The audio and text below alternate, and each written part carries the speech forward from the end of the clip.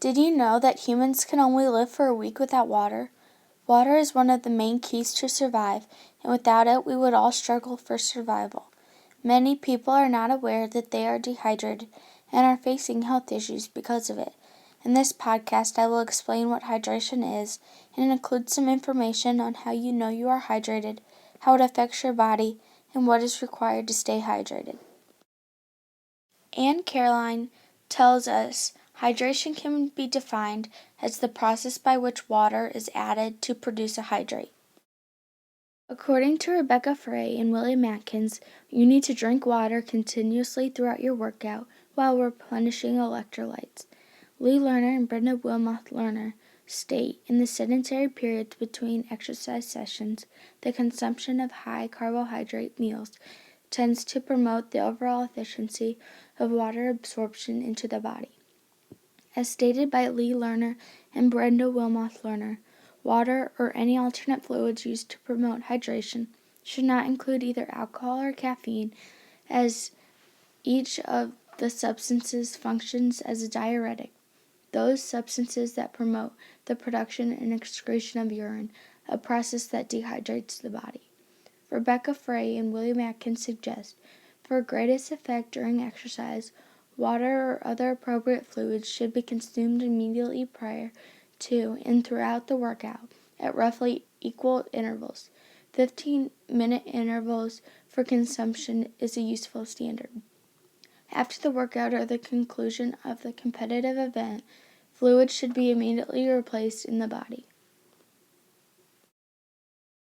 Rebecca Frey and William Atkins suggest you should monitor your body weight before and after exercise. A loss of 1 pound in body weight represents about 2 cups of fluid that should be replaced after exercise. They go on to say monitoring the amount and color of urine is key. The urine is usually collected in the morning, but may be also collected before or after an exercise.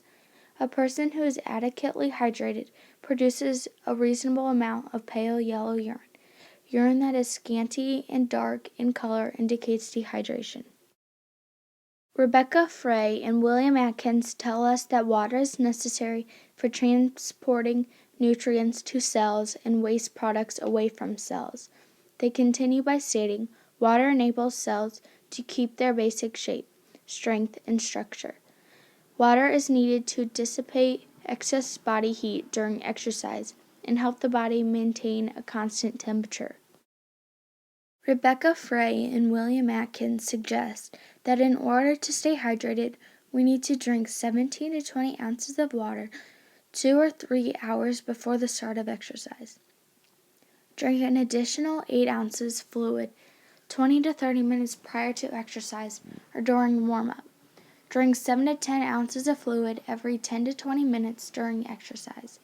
Drink an additional 8 ounces of fluid within half an hour after the end of exercise. Drink 16 to 24 ounces of fluid for every pound of body weight lost after exercise.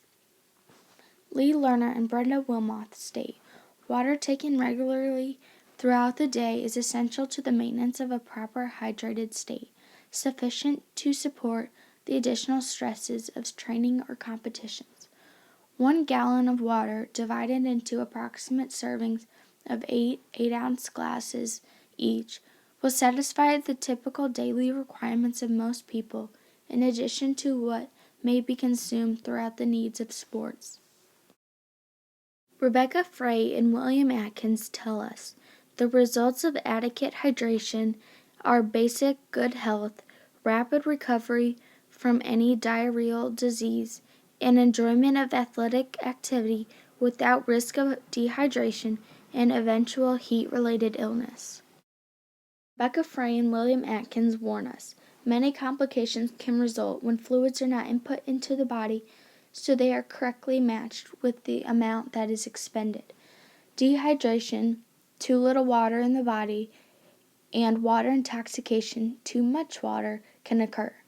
Lee Lerner and Brenda Lerner state, when the body sustains reduced levels of water through perspiration, it tends to also create a shortfall of sodium, a mineral of importance to both the monitoring of water levels that occurs in kidneys, as well as with respect to the transmission of CNS signals. Muscle cramps, an involuntary spasm of the muscle tissue, commonly occur when an athlete is both dehydrated and when the body has sustained a loss of sodium. They continue by telling us dehydration is a correctable state, a deficiency that, if unchecked, will lead to other consequences.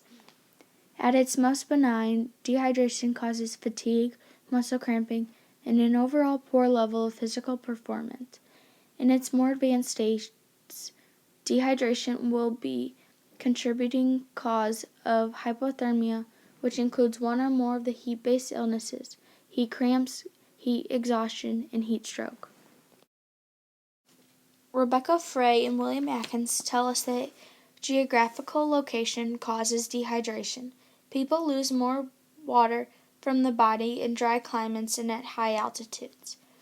Frey and Atkins continue by adding that environmental conditions also cause dehydration. Heat waves and natural disasters affecting sanitation can lead to dehydration. They add on by saying that dehydration is also caused by diseases and disorders that affect the body's water balance. These include diabetes, kidney disease, disease of the adrenal gland, eating disorders, intestinal parasites, and alcoholism. Frey and Atkins tell us overhydration can lead to hyponatremia, a condition in which the level of sodium in the blood plasma is too low. Hyponatremia can result in neurological symptoms, including swelling of brain tissue, seizures, and in some cases death. They also state drinking too much water or during or after an exercise without replacing electrolytes lost through sweating can lead to overhydration. This imbalance can lead to hyponatremia or abnormally low levels of sodium in the body. Athletes or workers who notice salt stains or rings on their clothing should drink sports drinks as well as plain water to maintain hydration. Rebecca Frey and William Atkins explain adequate hydration is essential for survival. Water is distributed throughout 3 compartments in the body: inside the cells, in the tissue, and in the bloodstream.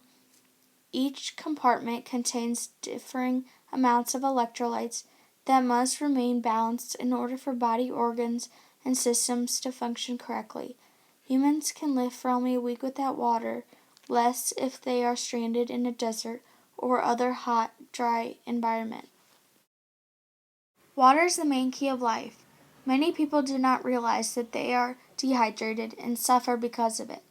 Without water, we would all be at a serious risk of health problems or even death. I challenge all of you to find out if you are drinking an adequate amount of water, and if not, challenge yourself to meet the necessary intake of water to maintain a healthy lifestyle.